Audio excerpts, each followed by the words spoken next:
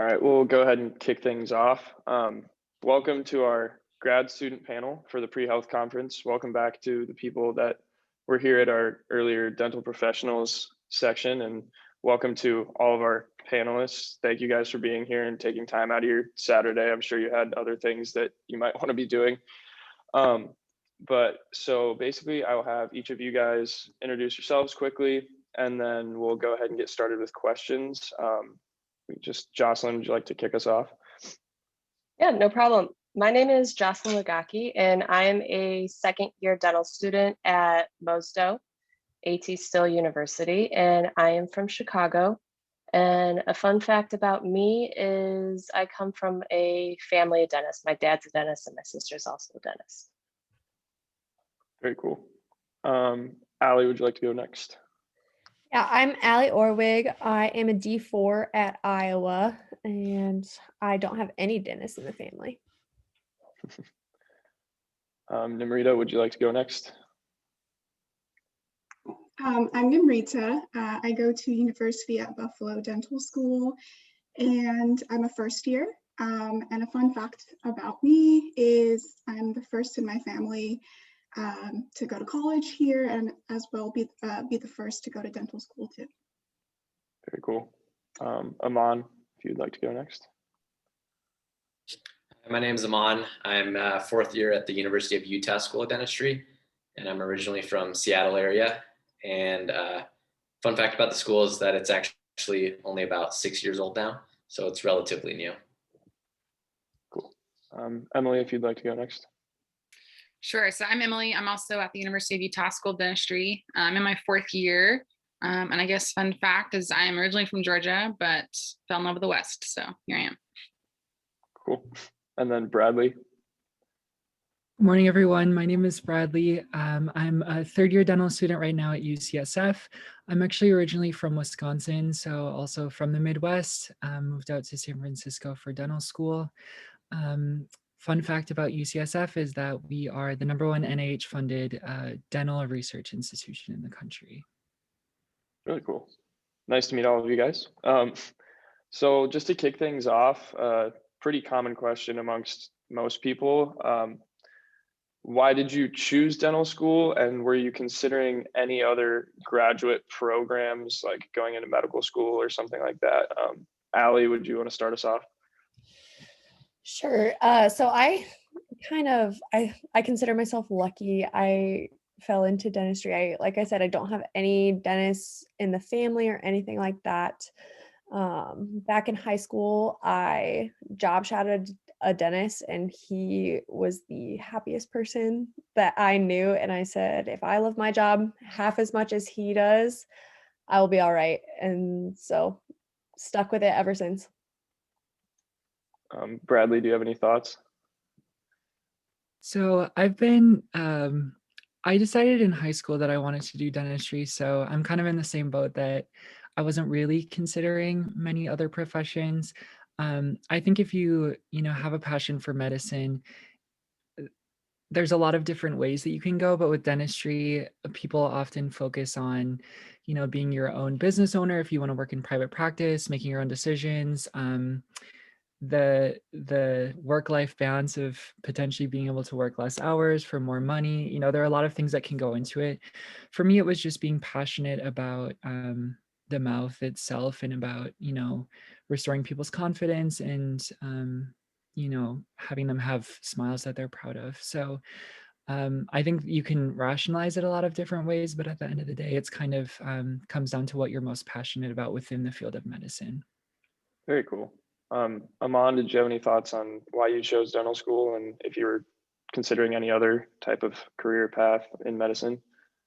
Yeah, I actually wasn't. I was pretty set on dentistry as well. My aunt's a dentist, and I shadowed her. And kind of as Bradley was saying, there are some nice perks of being a dentist when it comes to not having to necessarily work under someone and or set your own hours. So yeah, I was pretty set on it going into college. Very cool. Does anyone else have any thoughts, or is anyone else considering a medical degree of some other form than dentistry? All right, no, everyone just I loves, oh, maybe. Oh, go ahead. I'll throw in that I was thinking about physical therapy for a long time. But then once I started shadowing and stuff like that, I guess they're hands-on, but I was looking for something much more like detail oriented that you can use every day. So that's what kind of ended me, or I ended up finding dentistry that way. Cool. So then moving on to our second question, what is the hardest part of dental school that you didn't really would anticipate being this hard? Nimrita, you said you're a D1, so I mean, you pretty much just starting out, I suppose, but is there something that's surprised you so far that's been tough? I think something that, you're often told is just the workload and the amount of like material that you go through is definitely a huge step up from undergrad. And I had an idea of this, but I don't think you really know it until you experience it firsthand. So, balancing the schoolwork alongside the clinic practice that you want to get in and being prepared for competencies and all that. So that's something that was a huge challenge to get used to. So even though you do expect it, I think you are forced to really reflect on and improve on your time management. And so that has been the challenge once I hit dental school. Jocelyn, do you have any thoughts about what the hardest part has been thus far for you?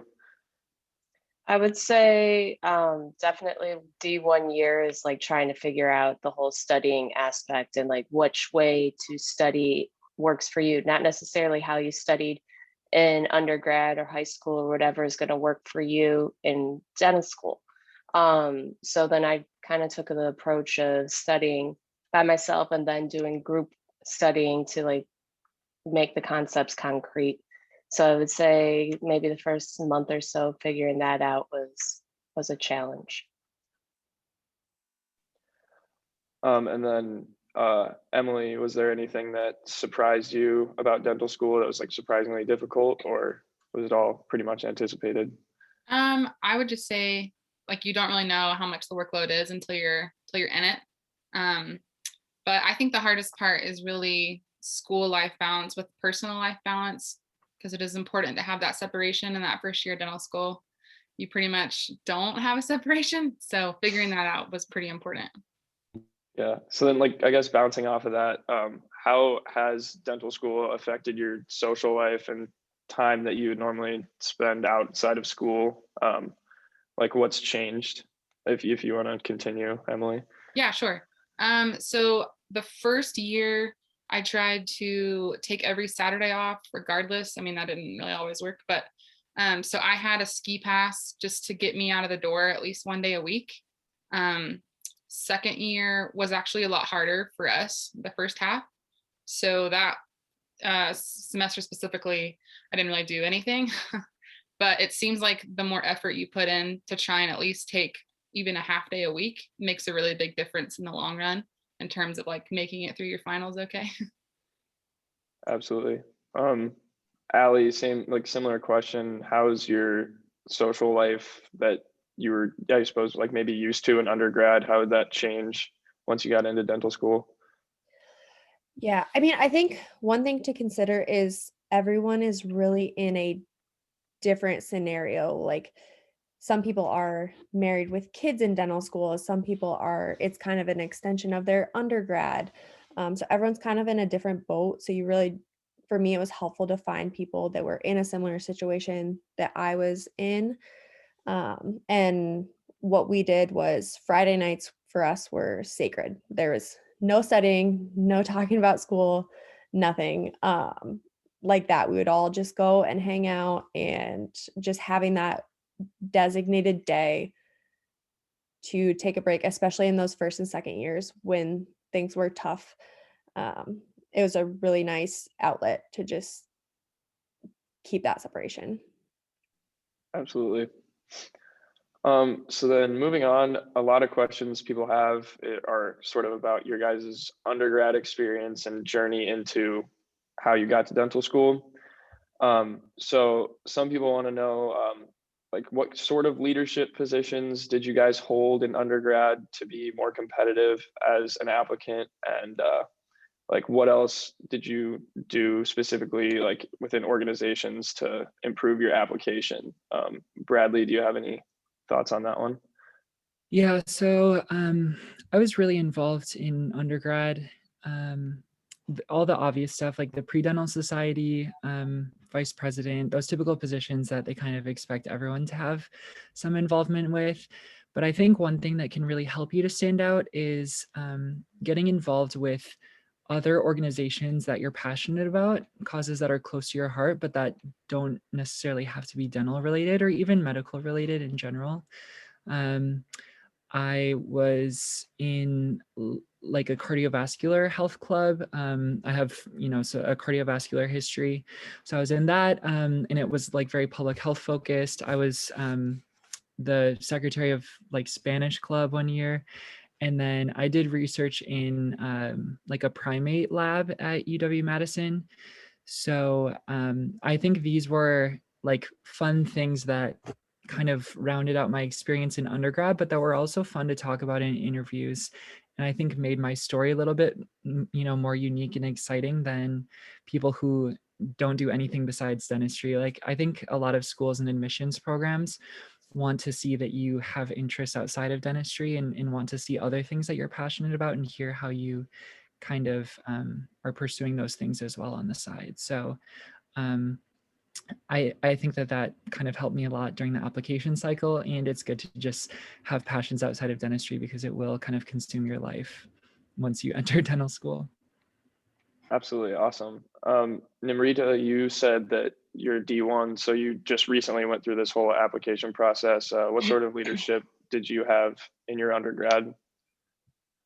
Yeah, so in undergrad, I actually didn't know that I wanted to do dentistry, but I was really passionate about health and like wellness. So I became involved in a wellness club on campus that was part of like Associated Students. And in there, I was able to like work with a team and eventually reached the position of chair of the organization. And I think that's where I really was able to work on my leadership skills and teamwork skills, and also being able to like delegate different responsibilities. And I realized how much I liked doing that, and that was a position that I wanted to kind of aim for as part of my career. So that I think really helped out in my application. And beyond undergrad, actually, my journey is a little bit not as traditional. So I went through a post-baccalaureate program and took a few gap years as well. So if anyone has questions about those, I'd be happy to talk about that too. Cool. Brandon, you just joined us. Do you want to quickly introduce yourself, just where you're from, your school, and fun fact or something about UCSF?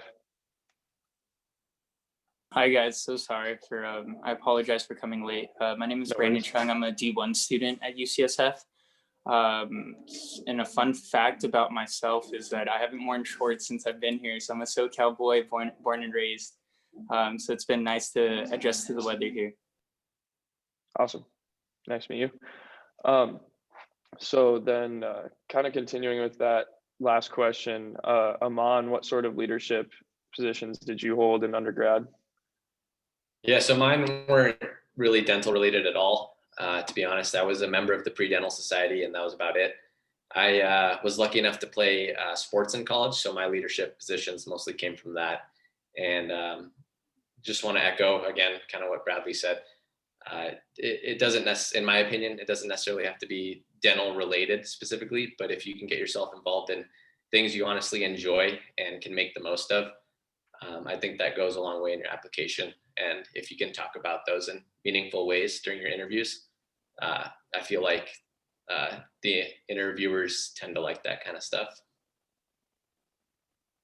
Absolutely, yeah. One thing that a lot of pre-dental and undergrad students are concerned about is like research. And in my experience, a lot of like dental students and dentists have said that they just kind of did research because they needed it for their application. And So what sort of research did you guys do in your undergrad experience? Jocelyn? I'll be honest, research was not a component of my desire to do. In undergrad, I didn't do any research, but then just like Namarita, I also had some gap years. So I went to a post-bac program and I was fortunate enough to do research there. And I did research like on fluoridated water and why it's important and what could be the effects of it. So that like helped strengthen my application. Coming to dental school, there's plenty of opportunities depending on the school that you go to, if they're research focused or not. My school happens to not be, so that was like one of my criteria where I had on my list to look for. Awesome. So then Brandon, what sort of research did you do when you were in undergrad and were preparing to go to dental school? Yeah, so I was very fortunate enough to be involved in a dental research lab. So it was more clinically focused, and we assessed plaque and also caries within patients using a new innovative toothbrush, essentially, if you will. And I also the interesting part about that, what I really liked was that we also had like our own individual research, and we focused on reducing plaque within like using an ultrasonic scaler. So patients would come in, they would have heavy plaque, and we actually attached the laser to the ultrasonic scaler and measured the bacterial decline or gain of that sort. But I also did translational research. And all in all, I think doing research is great. Some schools look heavily upon it. I know UCSF doesn't too much. But if your school doesn't offer research, don't think that it will hold you back from getting accepted to that school. It's a good way to delve into new topics in science, contribute in that way. Sweet, yeah. So then another question people have are about letters of evaluation and recommendation. So basically, who were your letters of recommendation from? And do you guys have any tips or tricks for getting our letters of recommendation? Allie, if you want to start us off. Yeah, so Iowa doesn't have any specific categories. So one thing I would say is just look into the schools that you want to go to, because some are like you have to have a professor or a major professor, science professor. There's specific like delegations that you need to have. So just make sure you know what schools you want to apply to and what they are requiring. I was lucky Iowa didn't have any stipulations like that. So I had a hometown dentist that knew me outside of dental school. So he was kind of a dentist and character reference for me. I had one of my major professors for my human physiology class, I think. And then I had my sorority advisor was a professor at the dental school. And so she was a really good reference for me being in dentistry and then also knowing me outside of dental school. And then another just dentist that was on the admissions committee. I sought him out and shadowed him in my undergrad, kind of identifying those key people. And then you can just make contact. People are really, really willing to come in and have people shadow. So figure out who you want and then go from there. Awesome. Emily, what were your letters of recommendation like? So my school had a committee option, which sounds like it's usually at the bigger universities just because there's more like pre-health professionals. So the committees are basically, they have professionals chosen in the committee or in your community, and then you actually go interview with them and they compile a letter of recommendation for you. There were a couple extras I had to have as well. So I tried to find a dentist that I liked to shadow a lot, and I shadowed him more and then kind of decided to do a letter of rec with him. And then I did one from work. So I worked in research for a long time as well. And since they're in science, it just kind of worked out as well. And then a professor, I feel like for the most part, you're probably going to be closer to one professor than the other ones in undergrad. So I think once you really start brainstorming, you'll be surprised at the options you can come up with. You just have to make sure they match the universities. Absolutely. So then people are also curious how you guys decided which school to attend. So Bradley, I think you said you went to UW-Madison for undergrad, right? And then now you're in California. Yeah, So that's correct. that's pretty far apart. How did you come to that decision? Yeah, so I essentially I had the IDEA handbook that has all the information for all the schools. I'm sure a lot of you are familiar with it. And I did a lot of research on like how easy it was to apply as an out-of-state student to some of these schools, whether or not I thought I even had a chance of getting in, basically. And then made a big spreadsheet, did the pros, cons, all this stuff. Location was something that was really important for me. I think location is one thing that they like don't always want you to mention, like, oh, I'm coming here because I want to live in this city. That's not the only factor that you consider, but like being completely honest, that was an important piece for me. And then just having a school that was really holistic and able to offer a lot of different opportunities outside of just clinical general practice dentistry. So I wanted a school that had a lot of research opportunities, that had a lot of community service and like community dentistry based outreach. And then also just addressing like health disparities and equity in healthcare. So that's kind of how I landed on UCSF. I applied all over the place. So like West Coast, UCSF, UCLA, like Columbia, Nova, some in the Midwest, Michigan, Marquette. Like I went all over the place. And I think a lot of it is once you actually interview, you'll get a feel for the school and kind of figure out, if that school is a good fit for you, because people say this a lot, but you're interviewing the school back. It's not just them interviewing you. So you should come with all of the questions about what you think is going to be really important for your dental education. And then make sure that you get those questions addressed and make sure that the school that you're picking is also a school that you can see yourself at for 4 years. So there are a ton of factors that go into it, but that's kind of the methodology that I did. And of course, it also depends on where you get interviews to, but I definitely recommend applying to a decent number of schools that you think would be a good fit, and not applying to schools that you can't see yourself at, because I think it's just a waste of money and there's not really such thing as a safety school, I don't think. Very cool. Yeah, that's great advice. Jocelyn, how did you end up at AT Still? So I'm just going to second everything that Bradley said. I also had the IDEA handbook. I kind of went through schools. I wanted to stay locally in the Midwest, just so that I could get back home easily, because I'm a big family person. And so that was probably one of the more difficult things for me to like get up and move to Missouri.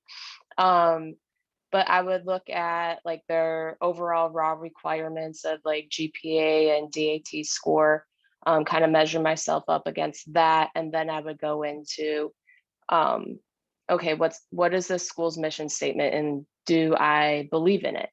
And I was big on like diversity, total healthcare, interprofessionalism, giving back to the community with community service. So those are my big things.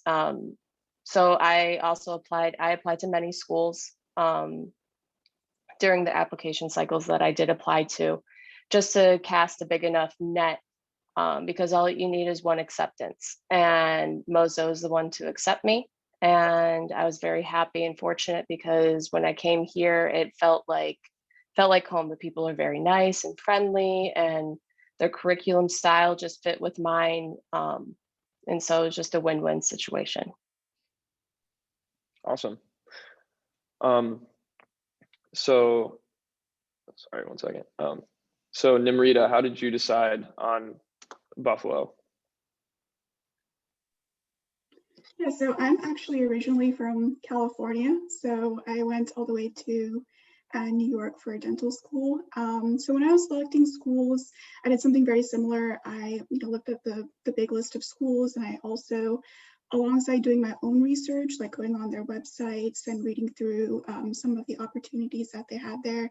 I also tried my best to like reach out to students who currently go there through either connections or friends, or even just looking at, there's the DAT bootcamp or DAT admissions Facebook page, and there's often, upperclassmen or sorry, dental students there who offer advice or are happy for you to reach out to them. So I try to reach out that way and get to know more about schools. I also went and attended a few conferences where a couple of dental schools would be speaking and ask questions that way, just so I got like a full picture of some of the schools I wanted to apply to. And then with the dental school interview that I had at Buffalo, I feel like that really helped me decide on Buffalo. I had a great interview. I really liked the environment that was there. I also really like the emphasis on community service as well as early clinical experience. And I felt like it's very true. Like when you have your interview there, you kind of get a feel for whether or not you can see yourself there. And I definitely did with Buffalo. So despite it being across the country, I think it was the best choice for me. Awesome. Yeah. So you mentioned DAT boot camp. There's a lot of questions about the DAT in general for you guys. So Aman, what was your timeline for studying for the DAT, and what sort of programs did you use to help you do well? To be honest, I can hardly remember. It was about 5 years ago, but I know I used DAT bootcamp. There was a good organic chemistry booklet. OChem Destroyer or something like that. That was pretty helpful. And there's like practice tests. I don't remember through what organization. Sorry. Yeah, maybe someone else will be better. No worries. Brandon, do you have any thoughts on how your timeline was for studying for your DAT?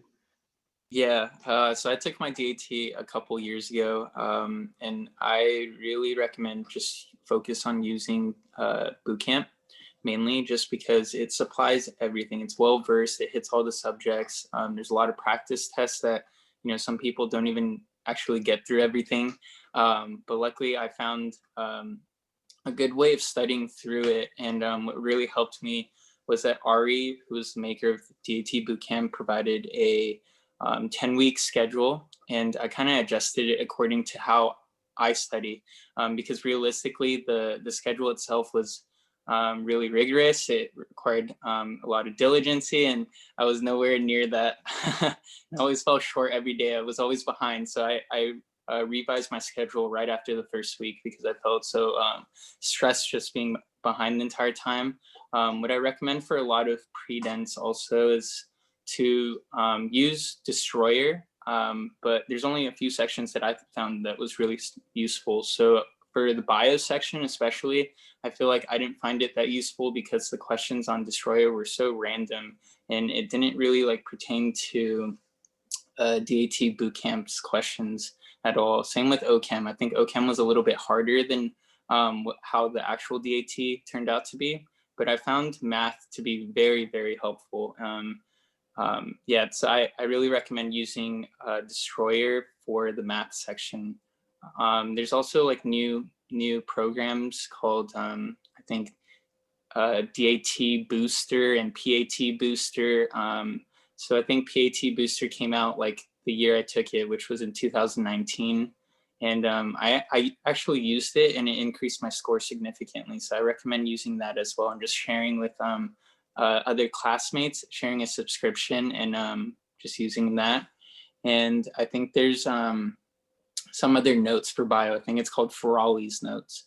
So I think that's a good supplement while studying for the bio section for the DAT. Absolutely, that's great advice. So then sometimes a lot of like pre-dental students, and I'm sure you guys in the midst of your dental school too, you kind of like get down on yourself because everything's really hard and you're struggling. So what was like one of the most challenging parts of your application process slash just like your process getting into dental school? Emily, do you have any thoughts on that? Yeah, the way I decided to do my application year was I took the DAT like a couple weeks after I applied because there is a delay in when your application gets sent to the school. I think there's like a month delay. So it gave me like the perfect time to like finish studying, but it made it really stressful. I'm not gonna lie, because everything was like weighing on what that score was gonna be. Like there was kind of no backing out. So it worked out, but it definitely made it really stressful. And I remember I struggled a lot with writing the personal statement. Sorry. Sorry. I struggled a lot with writing the personal statement because I'm not a very good writer, and I felt like a lot of weight is on it, which is true. But just find the people that you trust to read it and that are actually good with grammar and English and everything. And I really used a lot of people. That was a big stressor for me. Awesome.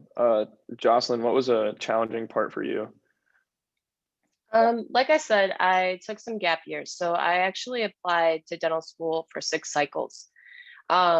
So it seems like, oh my God, why'd you wait 6 cycles? Because it was something very passionate that I wanted to do. So as the cycles continued on and talking to prospective colleagues and dental reps and family and everything, they're like, oh, have you heard anything? And like I just wanted to just brush it off and not even like talk about it. Cause like every time I knew I'd get something in the mail, you know, it wasn't an acceptance letter because you know, you get that phone call first. So just trying to stay positive and everything and work on your application itself. I would always put my application in early because I believe having everything lined up and getting it in early is the way to go because it increases your chance. Just like Emily said, make sure you have a solid personal statement. So rewrite it, write it once, have somebody read it, you rewrite it, look back at it. If you don't like it, rewrite it again. Like it's not a big problem. And eventually like you'll get there. And I hope you guys don't have to be me and doing that process and just get in the first time. Awesome. Yeah. And then people are definitely very curious about how the interview process works. Obviously, it's different at each school, but Allie, how was your interview process as you were going in? Yeah, so I interviewed at the 2 schools that I applied to were Iowa and Ohio State. Something I guess that threw me for a loop was I did not realize going in that there was different interview styles. And so I would say definitely just know what to expect. Because for example, Iowa, their interview process, half of it is very structured where they ask you questions and you get no response. So it's not like a conversation. They just ask it, you answer it. They don't smile, they don't laugh.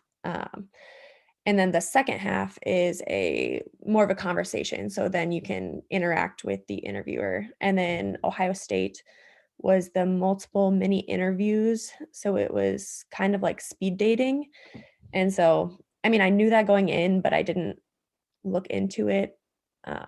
And so it was just, I would say, be very prepared for like what each specific school is going to be like. Because you can approach that interview differently and highlight different aspects of yourself based on that format. Yeah, for sure.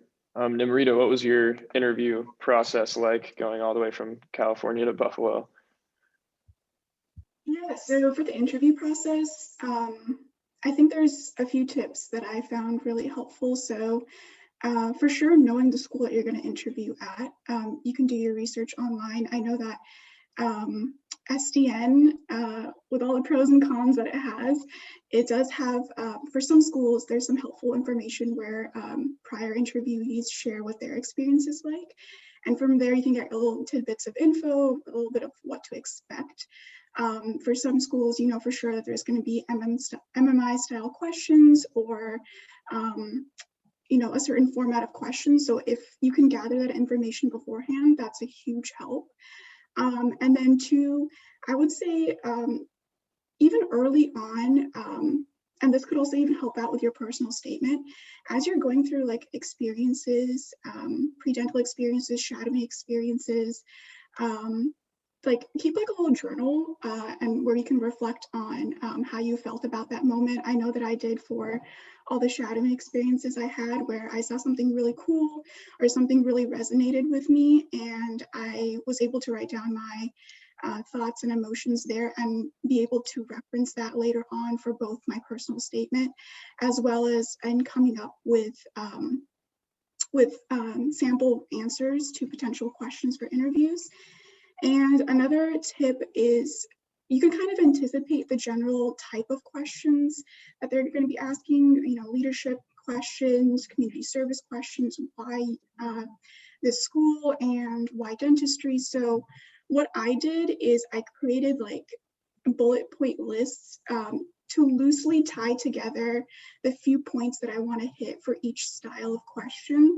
And it's not to memorize what you're going to say in response to it. You want it to be a very natural like response, but to kind of have a direction that you want to go on depending on whatever question that they ask you. So for Buffalo specifically, my interview was a lot more conversational. So my first interview was just asking about, you know, why dentistry and why specifically Buffalo, and then spent a couple minutes talking about the surrounding area. So it was very conversational. And then my second interview was, so another tip would be know your application really, really well and be able to talk about every experience in as much detail as possible, because my second interview, the interviewee asked me to reflect on a lot of the things that I had written down directly on my application. So, you know, tell us more about this experience. You mentioned this and this, but can you elaborate on this component of it? So definitely reviewing what you wrote down for every little individual experience before you go into that interview was a huge tip for me. Awesome. Yeah, that's great advice. Thank you. We got a question in the chat asking what a typical day looks like in dental school for the first couple of years. Is it rigorous coursework? Sort of, what was your experience like, Aman? Yeah, so it's definitely a lot more rigorous in the first couple of years. I remember just with all the coursework, and I know University of Utah has you go through that coursework pretty fast so you can get into the clinic. So my typical day would look like school from around 8 to 5. And then depending on how busy that week was, I'd probably study for a couple hours and then just do normal things at night, make dinner, hang out. And then of course, if we had multiple exams in a week, those weeks could be pretty busy, studying quite a bit. Just think of it like, I think we took around high 20, maybe even low 30s in terms of the number of credits per semester. So it was like a really, really busy undergrad college semester. And but after you kind of get through that period and you just kind of grind through and you get into the clinic and classes lighten up, it tends to be a lot more chill. You'll kind of go home after clinic and you won't have work to do, at least at the University of Utah. Awesome. Yeah. What was your experience like your first couple of years, Bradley?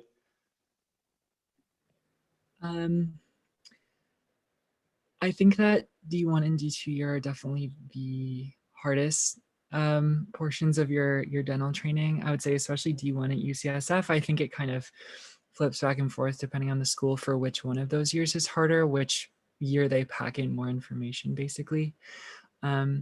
I will say at UCSF, just reflecting on my experiences 2 years ago now, I guess, UCSF has free time kind of built into the schedule. They call it independent study option. So we usually had like, I think D1 year, it was like 2 sessions a week, either a morning or an afternoon, where you didn't have to come into class and you could basically focus on, you know, working out or going to the library or just sleeping in or, you know, just trying to take care of yourself physically and mentally. So I think our school really supported us well in that way, kind of making sure that we were taking care of ourselves, especially during those difficult years. I will say now in 3rd and 4th year, third year has been my favorite year so far. You actually get to, see your own patients and be in clinic. I will say for us at least, there's a lot of administrative work that you don't necessarily think about when you come into D3. You're calling patients to remind them about appointments. You're, messaging them.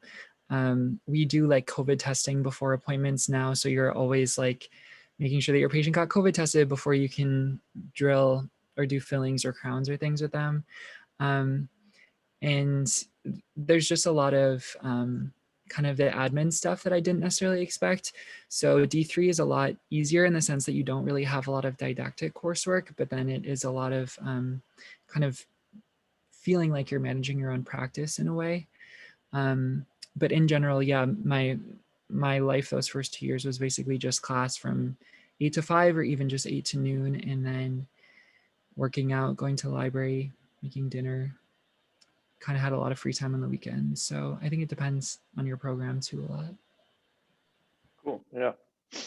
A question that showed up a couple of times with our attendees is, if you could be an undergraduate again, what would you do differently, or what would you change about what you did? Brandon, do you have any thoughts on anything that you would have changed as an undergrad? Yeah, that's a good question, Seth, and whoever asked in the chat. So I didn't talk about my track to dental school, but what happened to me was that I went to community college right out of high school, was unsure about dental school, transferred to UC Irvine, stayed there for 2 years, and then did the post-bac program at UCSF, took one gap year, and then got into dental school here at UCSF. So I think in terms of just being a transfer student coming from community college, I think one thing that I noticed for myself was that I was really behind on my extracurricular activities and also being involved in research and the whole 9 yards of that sort. So I think when I'm looking back at it, I think I should have focused more on just like my schoolwork and on my GPA, because due to just focusing on every other aspect of my application other than school, I think that kind of hindered my chances into even thinking about applying to dental school. So I decided to do the post-bac route right away. And right there and then when I was doing the post-bac and I focused just on school on itself, I did amazing. I ended up with a 4.0. So I think when you're in undergrad, I feel like it's really stressful because you're trying to enhance your application, focus on every aspect, either whether it's extracurriculars or it's research or being a peer tutor of that sort, or a mentor, or being in this club, being in this activity. And it's really hard to have that balance. But I think at the top of your priority always should be school and your GPA, because that's what sticks with you forever. After you graduate college and you apply onto dental school, that's what sticks with you. So I think you should definitely focus on that, and then everything else should follow right below that. And I think that's what I would do differently, just looking back at everything. Awesome, thank you. Allie, is there anything that you wish you had done differently, or is there anything that you're really thankful that you did do as an undergraduate? I think you're still muted, by the way. Sorry. So one thing, I stretched myself really thin in undergrad. I thought I had to be involved in everything. And I think looking back, I probably could have focused on a couple things that I was really passionate about. So, I did the research and I worked 2 jobs and all that stuff and tried to get good grades and have a social life and all of that. I think it's doable, but also you can not get by, but have the same effectiveness if you have a couple things that you're really invested in. Would maybe be the route that I would have gone looking back. But overall, like I got in, I'm really happy, I'm graduating. So it's hard to say I would do it differently, but I think, yeah, just making sure you make time for yourself, because it's really easy to get wrapped up in, I have to get an A on every single exam. And that's just, it's not necessary. Like, you have to have time for yourself, and that comes across in your application as well. They're looking at you as a whole candidate versus a just can you get A's on every single test, because that's, you're being a dentist is more than just acing your exams. So I think that's something that I would do differently. Awesome, thank you. So we have a few minutes left. Since most of you guys are from different schools all over the place, I know a couple of you guys are from Utah and a couple of you guys are from UCSF. Just to kind of finish it off, do you guys each want to just say something like your favorite part about the school that you go to? Like what you think is exciting about what's going on? We can just kind of go around the horn. Jocelyn, if you want to start us off, like what your favorite part about AT still is. Well, I'll say it's a toss-up between AT still being like a small, close-knit family kind of atmosphere and the use of technology we have since we're a newer school. We do have a lot more technology than I would say a lot of older schools do. So getting that kind of exposure and also the traditional work of dentistry is kind of cool. Awesome, thank you. Bradley, what's your favorite part about UCSF?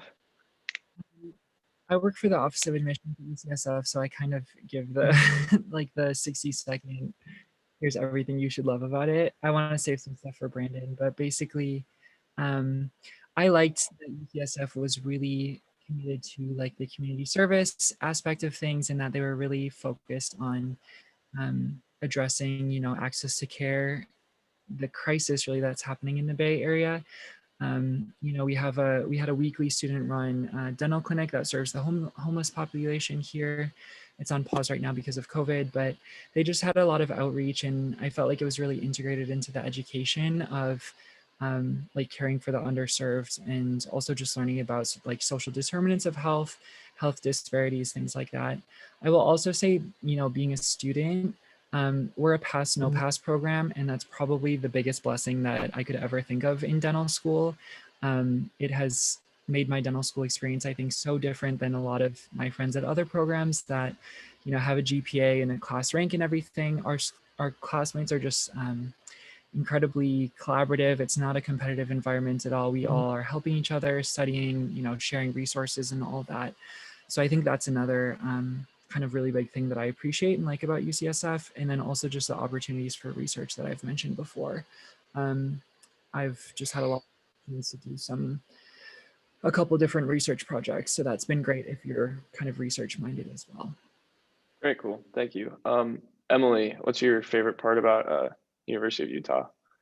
I would say it's kind of a two-sided coin, but our school being very new, they're doing a pretty good job of being very malleable, if you will. So if you have an idea of an externship you want to do that no one's ever done in our school before, or you want to start up some sort of volunteer organization, or like whatever you can think of, whatever kind of project, they'll work with you to help you get there with it. But it is a new school, so it does come with those kinds of stressors as it's new. So it kind of does change slightly every year with every class, but I think it's getting pretty steady now. It seems like the classes don't change much now from year to year. But yeah, that's been pretty cool and really neat when students just come up with their own ideas and they really work with you to try and make it happen. Mm-hmm. And then Aman, what do you like about Utah as well? Yeah, I've been pretty happy with the clinical experience. I know they get us started early, although that's kind of changing as the class sizes have gotten to be 50 students per class. I know a lot of second years now. I've led a second year in there. I guess it would be second semester because of COVID, but do some fillings, and then we get a lot of variety. So you'll get to do a lot of kind of more complicated procedures, which has been really nice. And so I've been really happy kind of with the overall clinical experience that they've provided us with. Very cool. And then Nimrita, what's your favorite part about Buffalo? So I'm still, in my first year, so I'm definitely haven't seen all that Buffalo has. But something that I'm really grateful for is how the instructors are so invested in us doing well and us understanding the material and their instruction to the best ability possible. So, they really go out of their way to schedule, one-on-one time, even through Zoom if they can't do it in person, or for those classes that we have working on our hand skills, they'll spend extra time staying afterwards or scheduling weekend times where they'll come in and provide us with further feedback. So I've been really grateful for that extra attention that seems to be with all the instructors that I've encountered so far. So that's been really great. Awesome. And then Allie, what's your highlight of going to Iowa? Yeah, so I think Iowa definitely, there's a big emphasis on clinical experience. So you get in the clinics your D1 year, seeing preventive patients, which is just a nice break from the rigorous classwork, but also it relieves the stress D2, D3, D4 year of that patient interaction. So just even in like the process of interacting with a patient, how to run an appointment, you're managing that, you get that starting your first year, so it's less stressful your third and fourth years. And so I feel like I'm very well prepared to graduate. I have, all the clinical experience that I want, and am ready to graduate. Yeah, you can really make your experience whatever you want it to be. You can seek out, really cool cases. Your treatment planning it's what you make it. And so as much as you want to invest, the professors are just great in the clinic, and they'll really help you get as much out of your education as you want. Awesome. And then to wrap things up, Brandon, what's your favorite part about UCSF? Yeah, so I think Bradley hit it home, and he touched base on the school being pass no pass. Since I'm a D1 student going through my didactic courses, it definitely relieves a lot of stress. Just knowing that getting a 75 or 70% is the same as getting 100%. So I think that allows more availability to and openness within my classmates. Makes our class and our lectures more collaborative. It's not so cutthroat. And what I really appreciate about my school is that the D2s are really the mentors for the D1s. So I feel like I'm part of the D2 class too, because they're just always there in sim lab, or even there during office hours, or making that time to just check up on you and just seeing your progress and growth within either didactics or sim lab. So I've been really appreciative of that. And since our school is known to be a pass no pass, a lot of my classmates have thought about specializing. And what I really like about UCSF is that there are so many clubs on campus. I think there's more than 50. It feels like there's more than 50. And there's literally a club for each specialty or each thing or interest related to dentistry or public health, which I truly appreciate because we've had lunch and learns online, and I've learned a lot through that also, besides my didactic courses, and I really appreciate that. And I look forward to transitioning onto clinic. Currently right now I'm assisting D3s and D4s, so it's been nice to just learn the ropes from them and see what I like and dislike and what I can, I guess, incorporate into my own practice when I start seeing patients as well. Awesome. Thank you. Thank you to all of you guys for joining our panel and taking some time out of your Saturday. I know there's some other things that you could have been doing, but you definitely helped out a lot of our students here. Sorry for going over a few minutes, but thank you to all the students that are here too. Jack's going to drop the link to the pre-health conference website again. So we have the anatomy of an applicant panel starting up in 5 or 10 minutes. So make sure you check that out, because figure out how to get into college or get into dental school. So thank you guys again. I really appreciate you all coming out and giving your 2 cents. It was very helpful. Thanks, guys. Take care.